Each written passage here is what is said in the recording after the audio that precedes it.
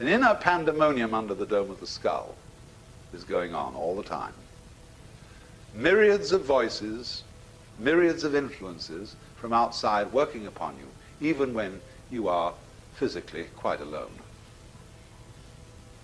So, this means that you are not nearly as much of a private individual as you think.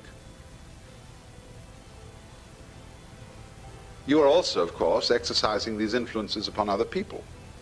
You're telling them who they are, what you think about them, what you think of their behavior.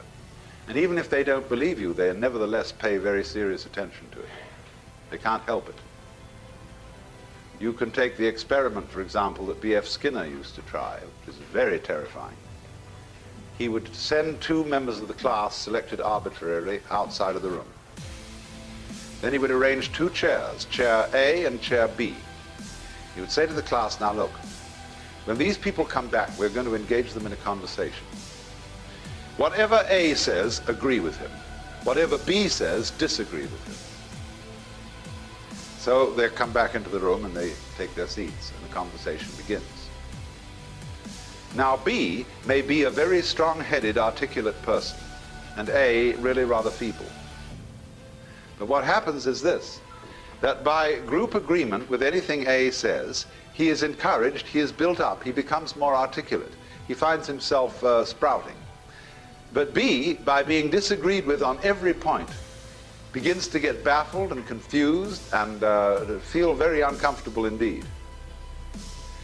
Unless he is onto the game and he challenges the whole group, I see now what you're playing. You have made up your minds to disagree with everything I say. Therefore, of course, you don't count.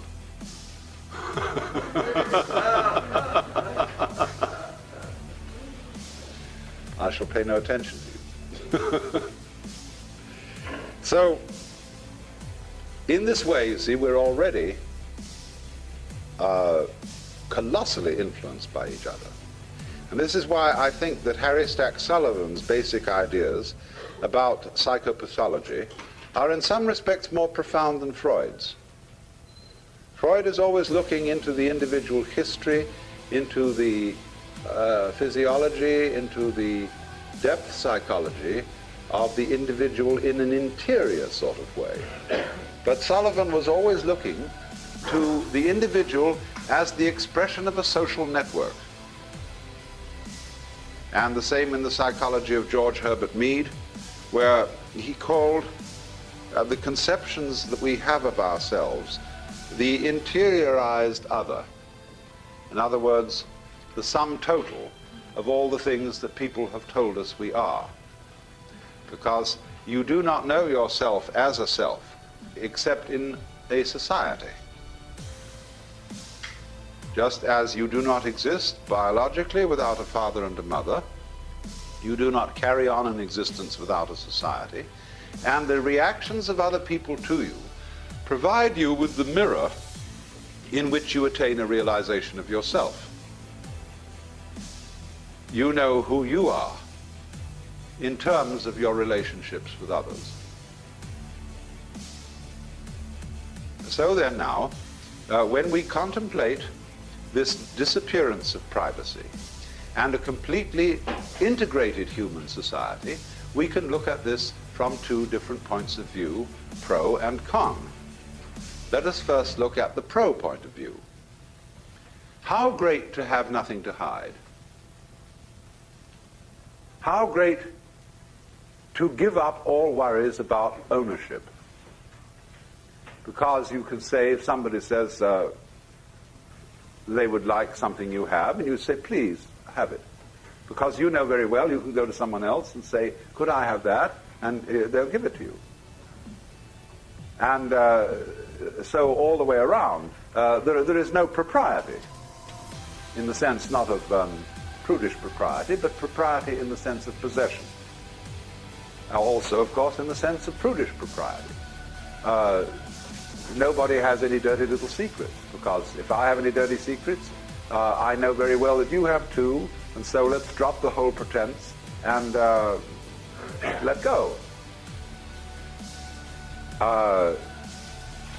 So in this sense, there might be a very, very close fellowship between all people, in which there are no barriers, no defenses, and we all cooperate together beautifully and love each other. Now, let's look at the con point of view. Con point of view would say, yes, but surely, the more we communicate with each other in that way and have no property, and there are no boundaries, and there are no fences or defenses, then just in the same way that jet aircraft makes all cities the same city, so this would make all people the same individual. Would that be what the Hindus mean by saying you are all one, you are all the Godhead in disguise?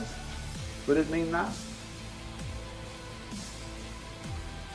Now, part of our difficulty in approaching this is that we begin from the standpoint of a certain conception of the individual person. And this is, of course, the Christian ego,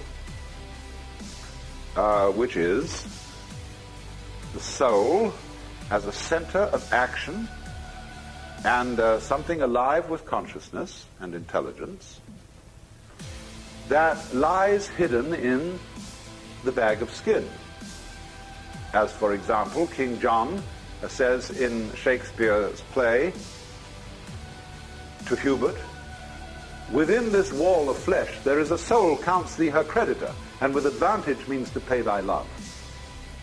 See the image? Within this wall of flesh there is a soul. Within the castle there is the king. And every man's home is his castle. And so those of us who are brought up in that way, to feel A, that we are basically the soul in the body, and B, that every soul that exists is of infinite value in the eyes of God.